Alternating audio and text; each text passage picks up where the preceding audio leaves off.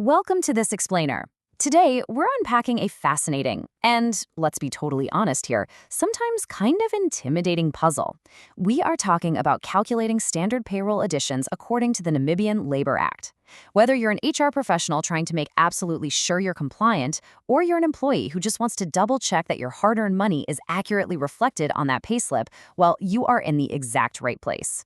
We're going to decode the math behind the law together. Okay, let's dive into this. Do you actually know how your overtime, night work, and annual leave are calculated? I mean, it's so easy to just glance at the final number on your paycheck, shrug, and trust the system, right? But the legal framework dictating those numbers, specifically Sections 17 through 23 of the Labor Act, is incredibly specific. So today, we aren't just skimming the theory, we're actually going to do the math. So here is our follow the paycheck roadmap for this session. 1. The hourly wage baseline. 2. Overtime and night work. 3. Sundays and public holidays. And finally, 4.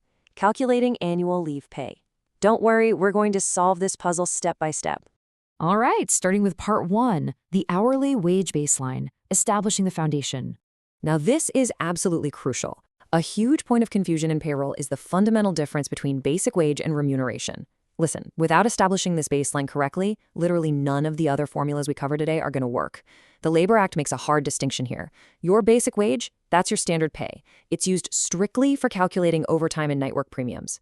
Remuneration, though, is your basic wage plus any allowances, like, say, a housing allowance. Remuneration is that larger figure we use for things like annual leave pay. Getting this mixed up at the start throws the whole shebang off. So how exactly do we find our baseline hourly rate from a monthly salary? Well, the Act gives us a universal formula for that. First, take your monthly basic wage. Second, divide it by 4.333. Now, you might be wondering, why 4.333? It's because if you divide the 52 weeks in a year by 12 months, you get an average of 4.333 weeks per month. It is literally the magic number in the Labor Act. Finally, you just divide that weekly rate by your ordinary maximum hours worked per week, which is typically 45 hours. Let's make this concrete with an anchor scenario that we'll follow throughout this explainer. Imagine we've got an employee earning a basic wage of 5,000 Namibian dollars a month, working a standard max of 45 hours per week. Using our formula, we take that 5,000, divide it by 4.333, and then divide that by 45. Boom. That gives us an hourly rate of exactly N25.64. I want you to lock that number in your head. 25.64 is our fundamental building block today. Okay, let's move to and see how this builds in Section 2, overtime and night work, adding the standard weekly variables. Now that we've got that baseline hourly rate, we can start adding in those standard weekly variables. Under Section 17, subsection 2 of the Act, overtime is legally mandated at 1.5 times the basic hourly wage. So we take our $25.64 baseline, multiply it by 1.5, and that gives us an overtime rate of $38.46 per hour. If our employee works, let's say, 8 hours of overtime in a week, we simply multiply $38.46 by 8, adding exactly $307.69 to their paycheck. Clean, structured, and 100% compliant. Next up is night work. And if you notice the cute little moon icon here, it perfectly anchors the specific time window we're talking about. According to Section 19, night work is defined strictly as work done between 20 o'clock, so 8 p.m., and 07 o'clock in the morning. If you're on the clock during this window, the law says you're entitled to a specific premium. And what is that premium? An additional 6%. Now I know, 6% isn't some massive multiplier like overtime. But Section 19 includes this bump specifically to compensate for the inconvenience and, honestly, the safety risks of working through the night.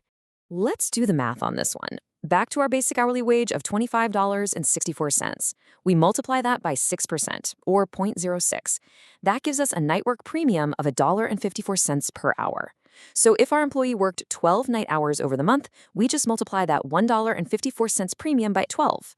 That adds a total of $18.48 directly to their final paycheck. Moving right along to Section 3, Sundays and public holidays, navigating the exceptions. We've covered the standard week, but what happens when the job spills into the weekend or a holiday? These days definitely require special attention because they deviate from standard multipliers. Sections 21 and 22 actually give employers some flexibility. The standard rule, pay double time, so 2 times the basic hourly wage. But there's a second option, An employer can pay 1.5 times the basic wage, but they must also grant the employee equal paid time off the following week. Now look closely at that third point. That second option requires the explicit agreement of the employee. You can't just mandate time off instead of pay. Oh, and if a Sunday is just part of a normal, ordinary shift, you pay their daily remuneration plus their basic wage per hour worked. And this brilliantly illustrates how the math actually plays out. Let's calculate a standard Sunday shift that is not a normal working day. We take our 25.64 baseline, multiply it by 2 for double time, giving us $51.28 an hour. If they work 5 hours on that Sunday, we just multiply 51.28 by 5. That's $256.40 owed directly to the employee. All right, the final stretch. Section 4, calculating annual leave pay, the accumulator and the payout. Okay, to do this correctly, I need you to think back to the very beginning of this explainer.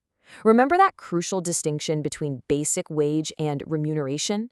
Well, Section 23 of the Act demands that we calculate leave based on remuneration, not just the basic wage. So let's say our case study employee also gets a $1,000 housing allowance. We have to add that to their $5,000 basic wage, making their total remuneration $6,000 a month. To find their daily rate for a 5-day week, we divide that $6,000 by 21.67 days. Actually, quick side note, that 21.67 is just 4.333 weeks times 5 days. Anyway, doing that division gives us a daily remuneration rate of N276.88. Now, let's process the final payout. Employees on a 5-day week accrue leave at 1.667 days per month. So, if this employee worked 13 months, they'd have accrued 21.67 days of leave. To find the final payout on termination, we just multiply that daily rate of $276.88 by their 21.67 days. The grand total, a payout of N$5999.99. So, the crucial point is this powerful legal reminder directly from Section 23. Annual leave cannot be forfeited without consent and may not be paid out except on termination. The law is incredibly strict here because they want to ensure people actually take their rest. You can't just cash out your leave for a quick buck while you're still employed. It's preserved for actual time off, or it gets paid out when you leave.